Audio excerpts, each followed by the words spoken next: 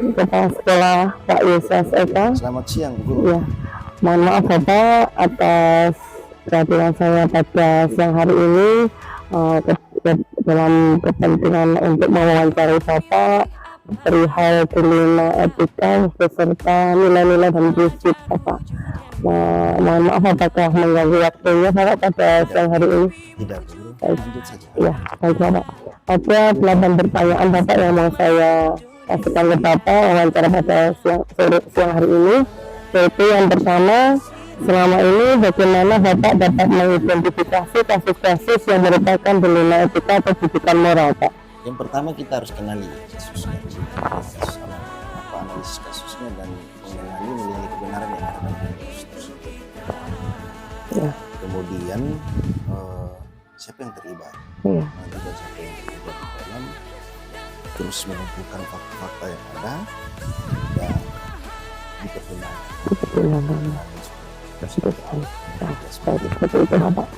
Ya, setelah itu bagaimana Bapak menjalankan dalam pengambilan keputusan di sekolah, terutama untuk kasus-kasus di mana ada dua kepentingan yang sama-sama benar atau sama-sama mengandung nilai kebijakan, Pak? Iya, sama-sama mengandung nilai benar berarti dia dilema etika. Ya, dilema etika. Berarti pertama kita harus kenali dulu. Ya, kita kenali nilai-nilai yang kebenaran yang ada, dua kebenaran yang ada, tapi otomatis saling bertentangan. Nah, dari ini kita gunakan pendekatan. Pendekatan kalau tidak salah ada 4 prinsip dilema etika, yaitu individu lawan masyarakat, kemudian yang kedua kesetiaan kebenaran, kemudian keadilan lawan rasa kasihan, kemudian jangka panjang. Dan setelah kita menentukan paradigma, baru kita mengambil sebuah keputusan lewat 3 prinsip pengambilan keputusan, apakah kita gunakan berbasis hasil akhir atau peraturan atau rasa kasihan. Baik Pak. Untuk yang ketiganya Pak, langkah-langkah atau prosedur seperti apa yang bisa Bapak lakukan selama ini Pak? Yang selama ini ya ada beberapa langkah yang saya lakukan. Pertama itu tadi, dalam sebuah kasus itu kita harus mengenali nilai kebenaran apa yang ada. Ya. Iya. Kemudian siapa yang terlibat? Yang terlibat dalam kasus itu dan fakta, kita harus kumpulkan fakta yang lebih menguatkan untuk mengambil sebuah keputusan. Nah, dari situ kita uji ke benar salah, ataukah mungkin sama-sama benar, dua pilihan.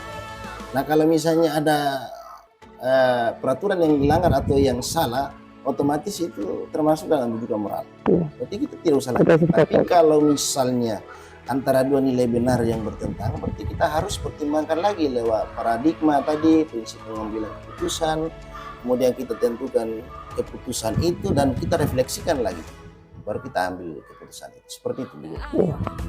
Jadi dari lihat dari prinsip, nilai, baru direfleksikan kembali. Iya, direfleksikan. Iya, siap. Selanjutnya hal-hal apa yang selama ini Bapak anggap efektif dalam pengambilan keputusan pada kasus dilema etika, Pak? Ya, yang efektif ya tadi kita menggunakan pendekatan paradigma. Kasus itu masuk paradigma mana? Dua kebenaran ini.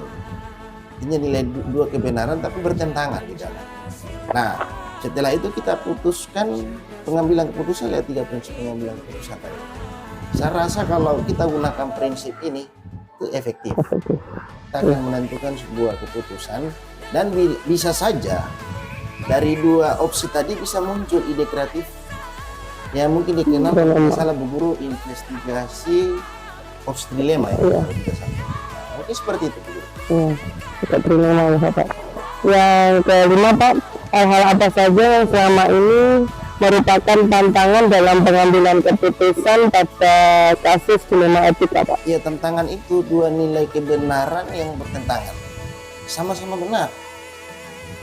Ya, yang mana kita mau ambil dua kebenaran ini dan prinsipnya kita mau putuskan apakah dengan berbasis peraturan tadi atau hasil akhirnya nanti atau kita peduli. Betul. Ya, otomatis dari 4 prinsip paradigma tadi, apakah kita harus setia, ya, ataukah mengatakan yang benar atau jujur, ya, misalnya dengan pimpinan, atau apakah kita peduli atau kasihan, seperti itu, Bu Guru. Iya. Ya. Yang kelima Pak, ya, apakah Bapak memiliki sebuah tata cara atau jadwal tertentu dalam sebuah penyelesaian kasus di lima etika? Apakah Bapak langsung menyelesaikannya di tempat atau memiliki sebuah jadwal untuk menyelesaikannya? Bentuk atau prosedurnya seperti apa nih Pak yang akan dijalankan nanti? Tergantung kasusnya. Kalau kasusnya bisa diselesaikan dalam waktu singkat, kita selesaikan. Ya. Tapi kalau misalnya butuh pertimbangan dan harus mengumpulkan fakta, berarti butuh waktu. Berapa ya? Jangka panjang. Ya. Ya, kita harus kumpulkan fakta yang banyak untuk menguatkan kita mengambil sebuah keputusan. Tentunya kalau misalnya dia dilema etika, berarti harus mengacu ke pendekatan 4 paradigma dan prinsip 3 prinsip pengambilan keputusan. Seperti itu. Ya, Bapak. Yang selanjutnya Pak, adakah seseorang atau faktor yang selama ini mau terbuka atau membantu Bapak dalam pengambilan keputusan dalam kasus-kasus di lima etika ini Pak? Iya, pertama faktor itu ya kita harus menguasai prinsip-prinsip pengambilan keputusan tadi, dan kita harus pahami di lima etika itu apa. Nah, kemudian yang kedua tentunya saya tidak bisa menyelesaikan kasus sendiri. Ada hal yang mungkin saya butuh saran dan masukan dari guru yang ada di sekolah. Seperti itu. Masukan ya Pak. Oke, yang terakhir ini Bapak, dari semua hal yang telah disampaikan tadi, pembelajaran apa yang dapat Bapak petik dari pengalaman Bapak dalam mengambil keputusan di lima etika ini Pak? Iya, jadi pengalaman atau nilai yang saya ambil, pertama itu pemimpin itu harus harus bijak dalam mengambil sebuah keputusan. Tidak gampang. Ya. Jadi seorang pemimpin butuh kajian, butuh pertimbangan dan butuh pengalaman serta wawasan yang luas dan terbuka dengan siapapun mengambil sebuah keputusan. Saran dan masukan itu sangat penting untuk menjadi seorang pemimpin yang mengambil sebuah keputusan yang sangat bijak, tidak merugikan orang lain. Seperti itu. Ya, betul Pak. Jadi butuh kolaborasi. Butuh kolaborasi. Ya, terima kasih sekali Bapak waktu yang telah diberikan kepada saya wawancara kali ini. Mohon maaf mengganggu waktunya, mohon maaf apabila saya banyak salah kata atau ucapan kepada Bapak. Dan terakhir terima kasih dan selamat siang Bapak. Selamat siang Bu. Terima kasih.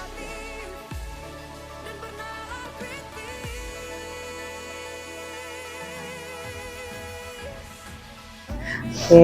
Assalamualaikum warahmatullahi wabarakatuh, Ibu Kepsek. Waalaikumsalam warahmatullahi wabarakatuh. Ya, bagaimana kabar hari ini, Bu? Alhamdulillah baik. Alhamdulillah. Ibu, kedatangan saya ke sini mau mewawancarai Ibu terkait dengan prinsip nilai-nilai di lima etika, Ibu. Ya. Apakah ada waktu untuk saya mewawancarai Ibu pada pagi hari ini, Bu? Insya Allah ada. Oh, siap. Terima kasih, Ibu. Ya. Ya, Ibu, langsung saja. Jadi pertanyaan saya yang pertama, selama ini bagaimana Ibu dapat mengidentifikasi kasus-kasus yang merupakan dilema etika atau bujukan moral?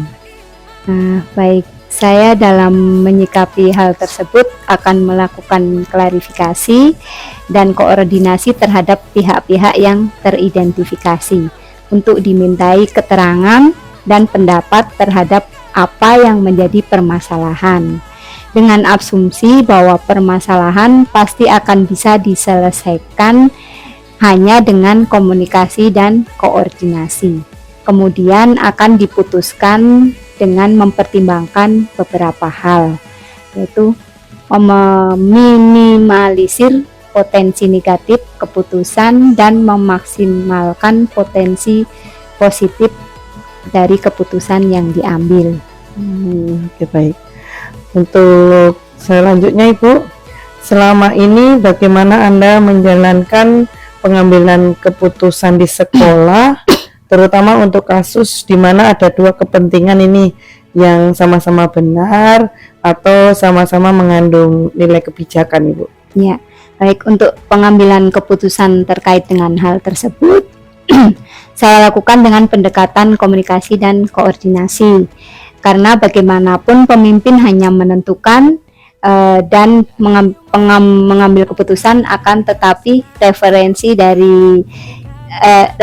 dan indikator serta pertimbangan dalam pengambilan keputusan ada pada unsur dalam organisasi, yaitu stakeholder internal jika berkenaan dengan hal-hal internal. Stakeholder. Oke, selanjutnya Ibu, langkah atau prosedur seperti apa yang bisa dilakukan oleh Ibu selama ini? Baik, langkah prosedur yang akan saya lakukan dalam menentukan kasus tersebut berkesesuaian dengan job atau unit kerja apa. Kemudian melakukan koordinasi dan menjalin komunikasi dengan unsur-unsur yang terkait dalam unit kerja tersebut. Meminta pandangan dari unsur yang ada yang nantinya akan menjadi dasar dan pertimbangan dalam pengambilan keputusan. Siap. Ya, Ibu, selanjutnya hal-hal apa saja yang selama ini Ibu anggap efektif dalam pengambilan keputusan pada kasus-kasus dilema etika? Hal-hal yang efektif dalam pengambilan keputusan adalah senantiasa menjalin dan menjaga keberpihakan melalui kebersamaan dan komunikasi dengan unsur pimpinan, terutama yang dapat memperkaya referensi kita dalam memutuskan kasus dilema etika. Yang selanjutnya, hal-hal apa saja yang selama ini merupakan tantangan dalam pengambilan keputusan pada kasus dilema etika, Ibu? Tantangannya ada pada tatanan menyesuaikan diri terhadap keputusan yang sudah diambil, yang tidak mungkin bisa memuaskan kedua belah pihak. Akan tetapi paling tidak meminimalisir kekecewaan karena proses pengambilan keputusan sudah dan dilakukan dengan melibatkan unsur-unsur yang relevan yang ada di sekolah. Yang keenam, Ibu, apakah Ibu memiliki sebuah tata krama atau jadwal tertentu dalam sebuah penyelesaian kasus dilema etika? Apakah langsung menyelesaikan di tempat atau memiliki sebuah jadwal untuk menyelesaikannya? Bentuk atau prosedur seperti apa yang Ibu nanti akan jalankan? Untuk jadwal tertentu tidak ada, akan tetapi substansi dan urgensi sangat diperhatikan di dalam menyelesaikan permasalahan. Karena penyelesaian permasalahan semakin cepat, maka akan semakin baik dalam rangka menjaga harmonisasi dalam lingkungan kerja. Ya, betul, Ibu. Apakah ada seseorang atau faktor yang selama ini mempermudah atau membantu Ibu dalam mengambil keputusan pada kasus-kasus dilema etika, Ibu?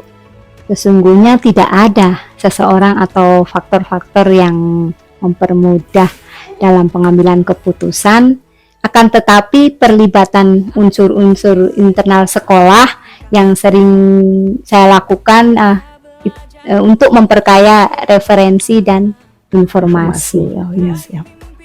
Ya, yang terakhir nih, Bu, dari semua hal yang telah disampaikan tadi, pembelajaran apa yang dapat Ibu petik dari pengalaman Ibu dalam mengambil keputusan di dilema etika ini, Ibu? Baik, memahami konteks permasalahan itu yang pertama. Yang kedua, koordinasi dan komunikasi sangat penting adanya, karena selain untuk menjaga harmonisasi lingkungan kerja, juga untuk memperbanyak referensi. Oke, ya baik Ibu, dari semua pertanyaan dari saya, Ibu sudah menjawab sampai akhir, dan terima kasih atas waktu yang telah diberikan pada saya. Mohon maaf mengganggu waktunya, Ibu. Apabila ada kesalahan kata, mohon dimaafkan. Ya, sama-sama. Ya, terima kasih, Ibu. Selamat pagi, Ibu. Pagi.